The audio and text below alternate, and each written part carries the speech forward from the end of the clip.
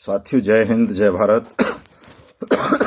मैं मदन लाल आजाद, संस्थापक संयोजक, ठगी पीड़ित जमाकर्ता परिवार और all India bike board taxi union, आज दिनांक 23 दिसंबर 2024 को आपके समक्ष प्रस्तुत हूँ कुछ बड़ी खबरें, बड़े समाचार लेकर के।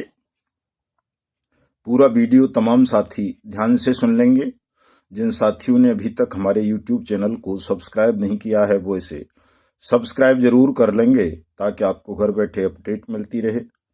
इसको ज़्यादा से ज़्यादा शेयर कर देंगे, लाइक कर देंगे, कमेंट कर देंगे। साथियों, आज तबीयत बहुत ज़्यादा बिगड़ गई है, ख़राब हो गई है, तो इस वजह से ज़्यादा तेज़ी से बोला भी नहीं जा रहा है, लेकिन धीरे धीरे मैं अपनी बात कहने का आपसे प्रयास करूंगा ताकि आपको संबल मिल सके, ताकत मिल सके और जो भयावह मुसीबत हमारे देश के करोड़ों नागरिकों पर इन ठगी प्रकरणों के कारण आ गई है उससे वो मुक्त हो सकें, लड़ने का साहस उनके अंदर पैदा हो सके। साथियों, हमारे ये जो LUCC वाले और इससे जुड़ी हुई जो ह्यूमन वगैरह जो दूसरी क्रेडिट कोऑपरेटिव सोसाइटी हैं, उनके एजेंट साथियों के मन में एक बड़ा भय था कि एजेंट इन कंपनीज के खिलाफ अपना मुकदमा दर्ज नहीं करा सकते। तो इसमें एक बड़ी सफलता वाराणसी में मिल गई है। एक एजेंट साथी हैं बाबूलाल गुप्ता, और इन्होंने LUCC the Loni urban multi state credit thrift cooperative society के खिलाफ सिगरा थाने में मुकदमा दर्ज कराया है, और ये तीसरा मुकदमा है इस थाने में इस कंपनी के खिलाफ। और बाबूलाल इसी कंपनी के एजेंट थे, और बाबूलाल का कहना यह है कि 12 साल पहले उनके क्षेत्र में इस कंपनी का दफ्तर खुला था और एजेंट के तौर पर उसने रिश्तेदारों परिचितों के करीब 1,35,00,000 रुपए निवेश कराया था, और कंपनी सभी का पैसा लेकर के भाग गई है। शिगरा पुलिस ने गाजियाबाद की कंपनी समेत प्रतिनिधियों शबाब हुसैन, नबी मुंबई के समीर अग्रवाल, वाराणसी की सानिया अग्रवाल, संजय मुदगिल, RK सेठी, अभय राय और अन्य के खिलाफ मुकदमा दर्ज किया है साथियों।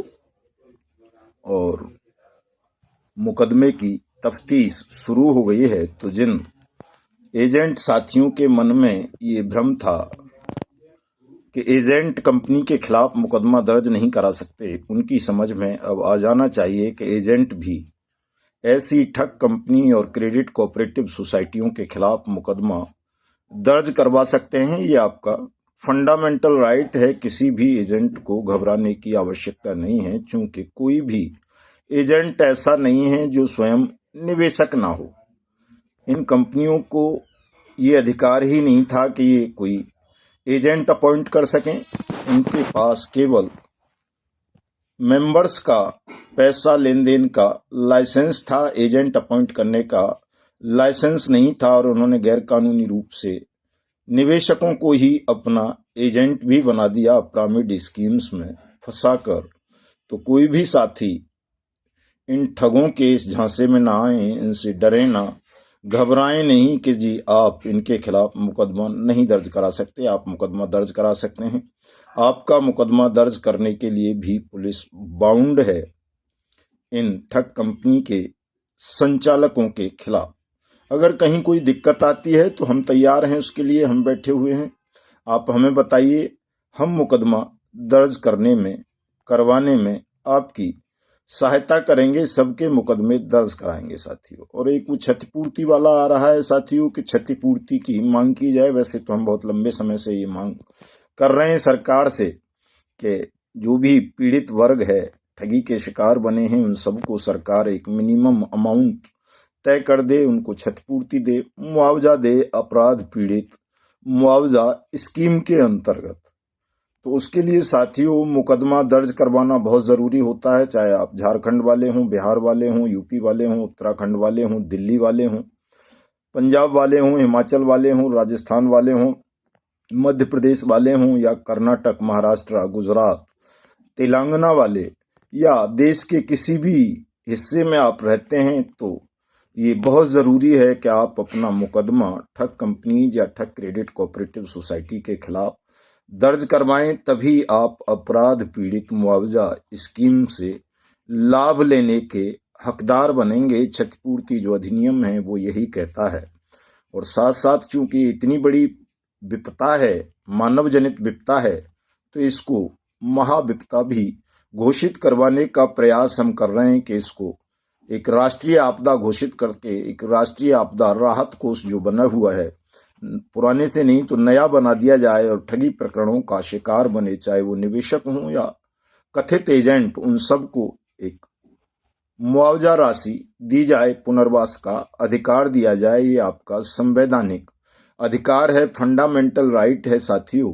तो जो भी चीजें हम कानूनी आपको बताते हैं उनको गौर से सुन लिया करें, उन पर अमल किया करें, क्योंकि आज नहीं तो कल ये होना है।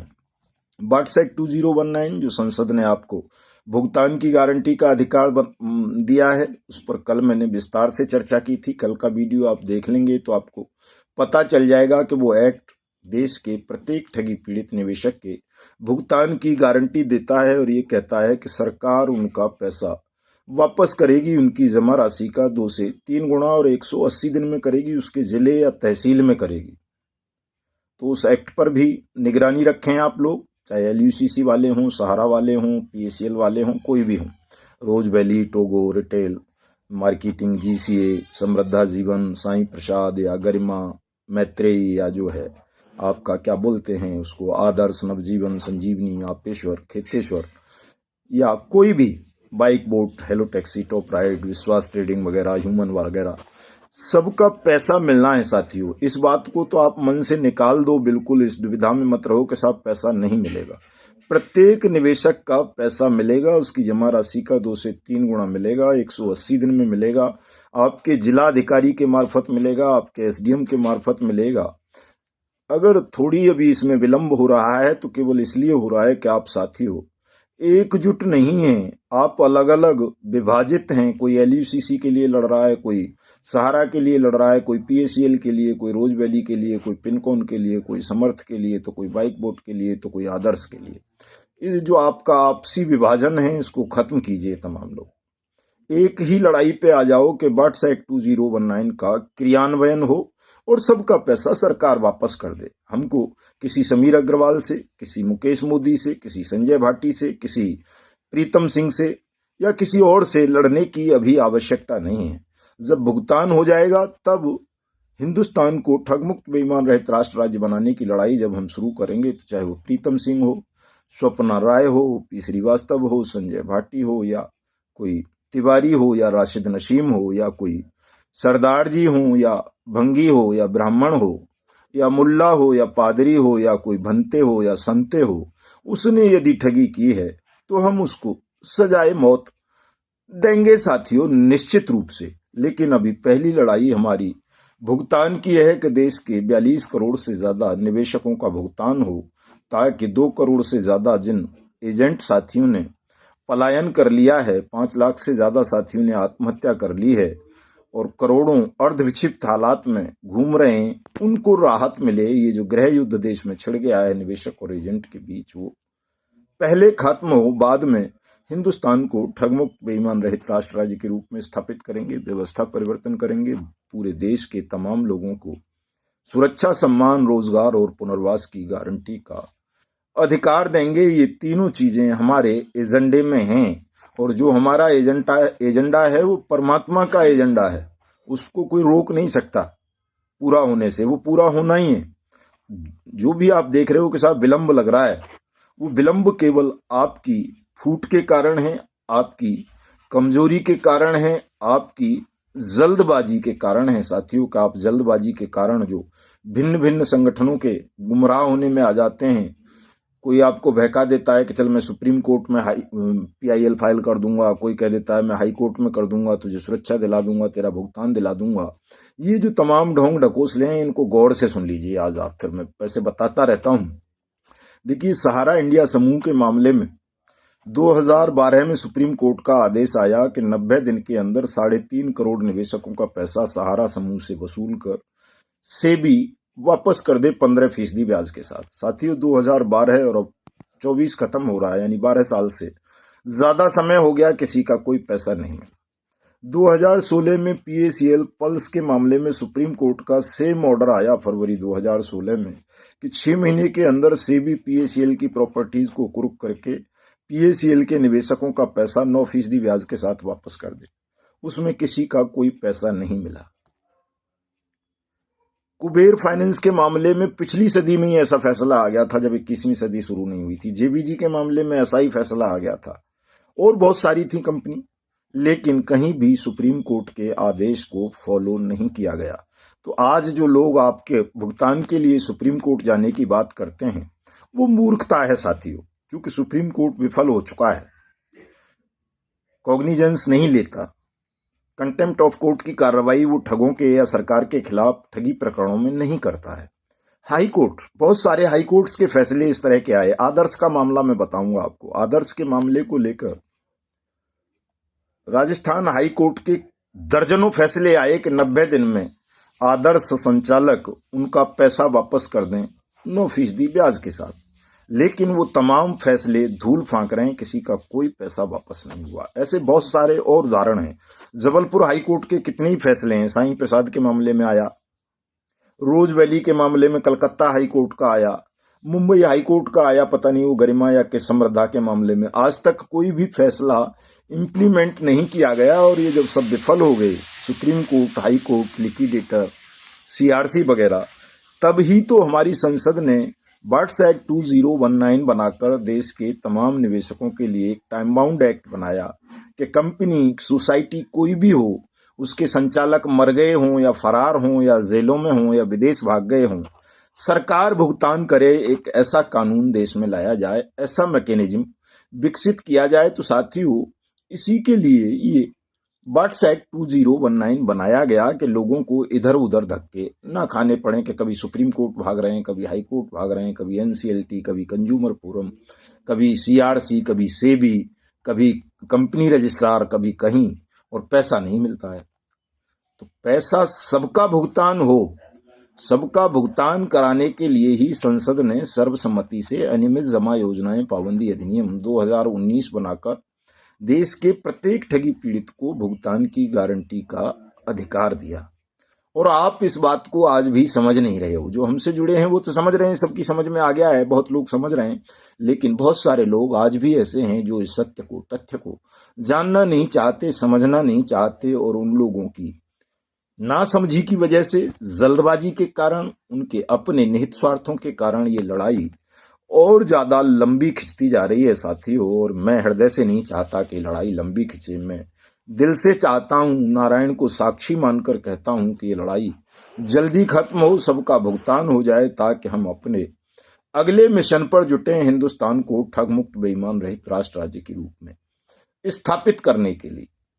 तो तमाम साथी, आप चाहे किसी भी कंपनी के हों, किसी भी क्रेडिट कोऑपरेटिव सोसाइटी के हों, किसी भी फर्म के हों, निधि के हों, कारपोरेशन के हों, एनबीएफसी के हों, समूह के हों, कमेटी के हों, तमाम साथी एकजुट होकर देश में अनियमित जमा योजनाएं पाबंदी अधिनियम 2019 के क्रियान्वयन पर संघर्ष आरंभ करें।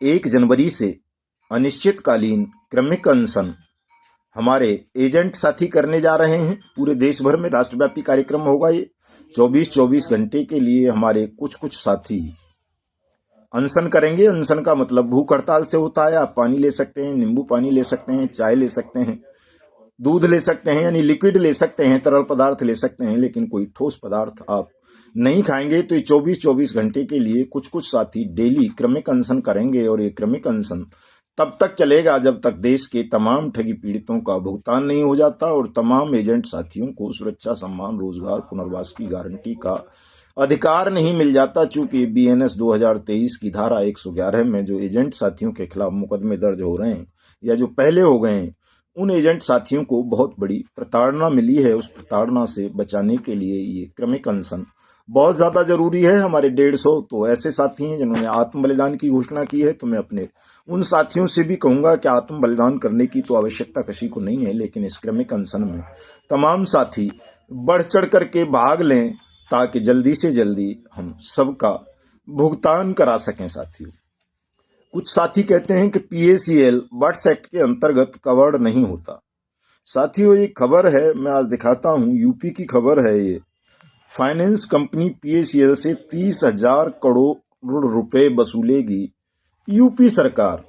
बर्ड्स एक्ट तो छोड़िए आप, बर्ड्स एक्ट तो बहुत खतरनाक एक्ट है, उसमें तो सारा वसूला जा सकता है। सेबी को पार्टी बना के, सुप्रीम कोर्ट को पार्टी बना के उससे भी छीना जा सकता है, सीआरसी से भी, बट्स एक्ट के अंतर्गत। तो सहारा और पीएसीएल वाले चाहें तो जो सुप्रीम कोर्ट या सेबी के पास या किसी कोर्ट की ट्रेजरी में पैसा जमा है निवेशकों का ठगों के मार्फत, तो उसको भी वापस लिया जा सकता है बट्स एक्ट के द्वारा। लेकिन उत्तर प्रदेश सरकार कह रही है कि ये 1,10,000 पीएसीएल के निवेशकों ने, pulse agro company limited PACL के निवेशकों ने जो उत्तर प्रदेश के पीआईडी एक्ट 2016 के अंतर्गत अपने भुगतान के क्लेम फाइल किए हैं, उनकी रकम लगभग 30 करोड़ रुपए बन रही है। और उसने सेबी से कहा है कि वो 30 करोड़ रुपए हमको दे दे तो हम अपने राज्य के निवेशकों का पैसा पीआईडी एक्ट के अंतर्गत वापस कर दें। तो जो लोग आपको गुमराह करते हैं कि पीएसीएल या सहारा या आदर्श या समृद्धा या साईं प्रसाद या रोज वैली या पिनकोन या शारदा या कोई भी कंपनी या credit cooperative society BUDS act 2019 या पीआईडी एक्ट में कवर्ड नहीं होती, तो उन मूर्खों की, धूर्तों की, चंदाखोरों की, हरामखोरों की बातों पर भरोसा करने की आवश्यकता नहीं है। आप सब लोग बट्स एक्ट के पीछे हाथ धो करके पड़ जाएं। आप सबका भुगतान हम मई से पहले करा देंगे, और अगर भुगतान नहीं हुआ तो संपूर्ण क्रांति करेंगे, देश में जन क्रांति होगी और सबका पैसा हम खुद बांटेंगे। सीधी सी बात है, जनता सरकार बनाकर देश में। इसमें कोई छुपाव नहीं है, कोई रहस्य नहीं है, क्योंकि किसी भी सत्याग्रही के जीवन का अगर कोई रहस्य हो तो फिर वो सत्याग्रह नहीं कर पाता, उसकी मौत हो जाती है। इसलिए हमने अपने जीवन में आज तक कोई रहस्य नहीं रखा है। हमको पता है कि रहस्य रखेंगे तो ठगों के दल्ले या कोई छोटे मोटे जेब कतरे भी हमारी मौत का कारण बन जाएंगे। इसलिए हमने तमाम रहस्यों से हमेशा पर्दा उठाया है, आज भी उठाते हैं, भविष्य में भी उठाते रहेंगे। और सत्य अहिंसा के माध्यम से हम आप सबका विधि सम्मत आपकी जमा राशि का 2 से 3 गुना भुगतान कराएंगे। तमाम एजेंट साथियों को सुरक्षा, सम्मान, रोजगार की गारंटी का अधिकार दिलाएंगे। देश को ठगमुक्त, बेईमान रहित राष्ट्र राज्य के रूप में स्थापित करेंगे। और एक बात और, कुछ साथी कमेंट कर रहे थे कि साहब आप केवल एजेंट को बचाना चाहते हो। ऐसा नहीं है दोस्तों, कि केवल एजेंट को बचाना मेरा लक्ष्य नहीं है। और यदि ये लक्ष्य है भी तो आप समझ सकते हो कि एजेंट तो तभी बचेगा जब आपका भुगतान हो जाएगा। तो पहला लक्ष्य मेरा देश के तमाम निवेशकों का भुगतान करवा देना है, और इसके लिए ही हमारा संघर्ष लगातार चल रहा है। राज्यों की तमाम राजधानियों में जाएंगे, तमाम जिलों में भी जाएंगे, जहां भी जो भी कुछ करना पड़ेगा करेंगे साथियों। लेकिन आपका भुगतान करवाने से पहले न श्वासें खत्म होंगी, यानी प्राण भी नहीं त्यागेंगे, न कोई हमारा कुछ और बिगाड़ पाएगा। आपका जब भुगतान हो जाएगा, 3 काम जो मैंने बताए वो तीनों काम हो जाएंगे, तभी हम प्राण त्यागेंगे। उससे पहले कोई भी हमारे प्राणों का हरण नहीं कर पाएगा। तो निश्चिंत रहें। थोड़ा सा स्वास्थ्य खराब है, सर्दी में वैसे भी थोड़ा सा हल्का पड़ जाता है स्वास्थ्य, क्योंकि सर्दी बर्दाश्त नहीं होती है ज़्यादा। तो धैर्य रखेंगे साथी, ये नहीं कहेंगे कि साहब हमारे यहाँ नहीं आ पा रहे, हमारे यहाँ नहीं आ पा रहे, सब जगह आएंगे। और साथियों, चूंकि बड़ा महंगा और खर्चीला आंदोलन है, सौदा है, लेकिन हमने इसको बहुत सस्ता कर दिया है। तो आप सब साथी इसमें थोड़ा थोड़ा आर्थिक सहयोग भी अवश्य दें, क्योंकि हमारे पास अगर कोष होगा, धन होगा, तो सर्दी से भी लड़ सकते हैं, बारिश से भी लड़ सकते हैं, तूफान से भी लड़ सकते हैं। ठग बेईमानों की तो औकात ही क्या है फिर। तो बेईमान सिस्टम से लड़वाना है, ठग बेईमानों से लड़वाना है। सेहत को भी आप चाहते हो दुरुस्त रहे, तो इसके लिए धन की आवश्यकता पड़ती है। तो तमाम साथी जो भी पीड़ित हैं या देशभक्त हैं, जिनको हमारे इस आंदोलन से सहानुभूति है या स्वानुभूति है, तो वो थोड़ा थोड़ा आर्थिक सहयोग भी अवश्य करें। जो भी आपकी क्षमता हो, 1 रुपये से लेके 2100 रुपये तक, या ज़्यादा या कम, जो भी आप करना चाहें कर दिया करें। मेरा नंबर नोट कर लें, 9560479048। ये गूगल पे, फोन पे, यूपीआई, पेटीएम वगैरह के माध्यम से आप अपनी सहयोग राशि भेज सकते हैं। कॉल कर सकते हैं, मुझे व्हाट्सअप कर सकते हैं 7827581213 पर। ये डिस्क्रिप्शन में भी नंबर दूंगा, वहां जाकर के आप चेक कर सकते हो। तो चूंकि फेसबुक लाइव के लायक शक्ति नहीं है अभी, थोड़ा तबीयत ज़्यादा वीकनेस फील हो रही है, कोशिश करता हूँ कल हो जाऊं, तो स्वस्थ हो जाऊंगा तो कल करूंगा फेसबुक लाइव आपके साथ। मेरी फेसबुक आईडी को फॉलो कर लें तमाम साथी। जय हिंद, जय भारत।